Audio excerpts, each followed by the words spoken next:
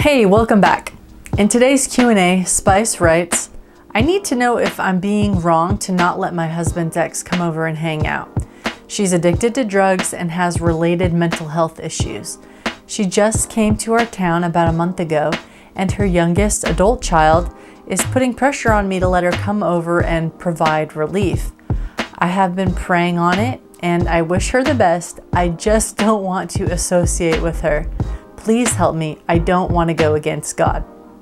Wow, Spice. Real life decisions. We'll get to my answer in just a second, but for those of you watching at home, be a friend, help Spice out, and if you've dealt with any situations like this, leave some of your best advice in the comment section below. Hi, I'm Amie with Ask a Christian, a YouTube channel and Facebook community devoted to authentic Christian discussion. If you'd like to support our growing community, there are a couple of ways to do that, and I will put links in the description section below. If you have a question, or if you'd like to be notified for when we do online group studies, or if I have individual study spots open, just send an email to askachristianfriend@gmail.com and I'll make sure I send you a note. All right, back to your question, Spice. These particular questions I find super difficult because there is not a biblical model for dealing with addiction. There's no place where an addict approached Jesus and he did a certain thing. Now, I can give you an answer based on what I believe are biblical principles, and but that's basically my opinion. And so the number one thing I want to ask you to do, and it sounds like you're already doing it, is you and your significant other and any other believers who are grappling with this, please pray about it together and ask God what He would have you specifically do.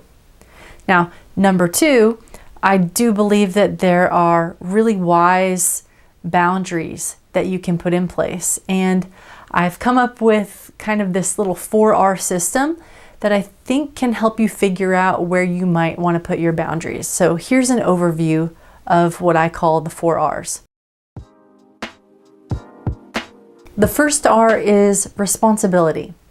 Ask yourself, what responsibility to this person do you have? Is this somebody who's in your direct and immediate family circle?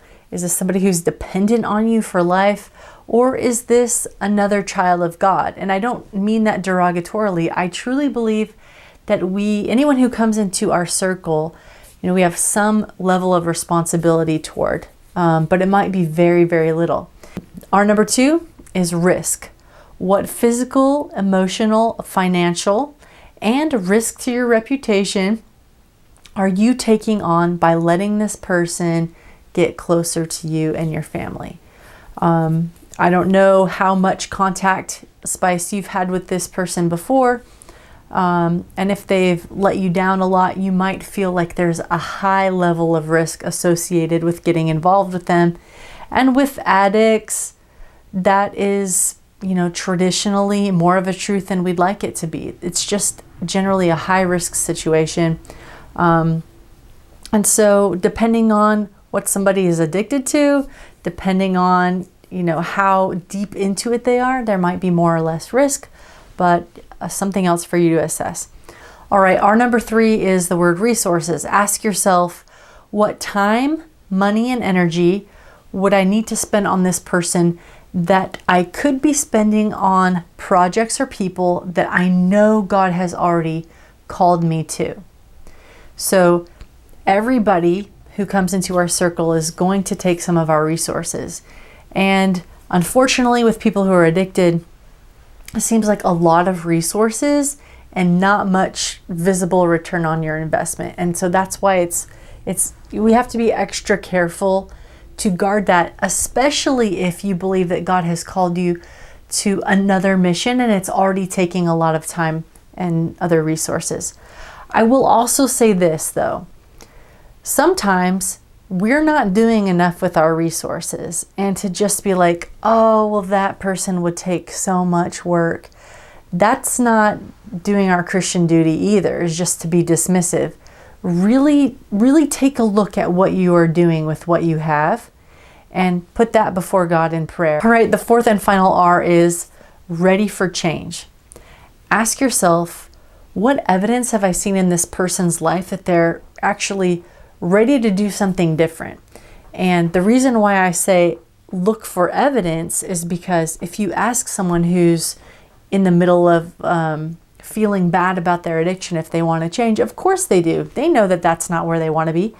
But really, what changes have they already kind of moved into that would give you the assurance that you're not working alone? God's already doing something in their heart. They're already making moves, and you're going to be able to come alongside and match investment. All right, you got your 4 R's, and now the question is, what do you do with these questions you've been asking yourself?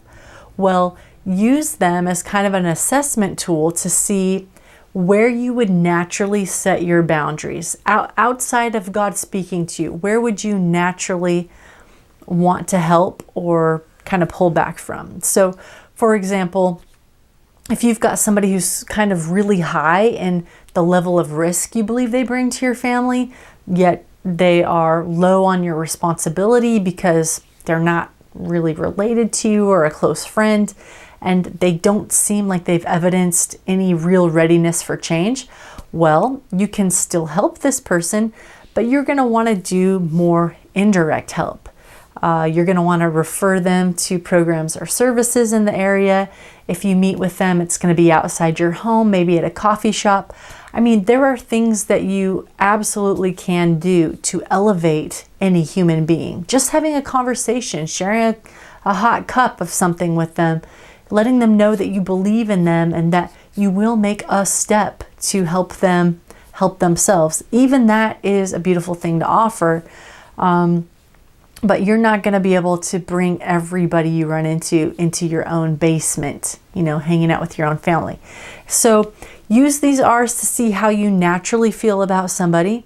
And then again, circling back to the beginning, take it before God. Say, here is how I feel. Here's how my partner feels. But God, you direct us. All right, that's it for me today. Thank you so much again to Spice for asking the very real question about how should Christians interact with God's children who happen to be addicted. Stay tuned for a couple announcement slides, and next up we will be talking about, is it worth it to follow God? Is it worth it to be a Christian, especially knowing that we don't get any special privileges? I'm out. I'm wishing you joy and peace for your journey wherever it leads you. Bye for now.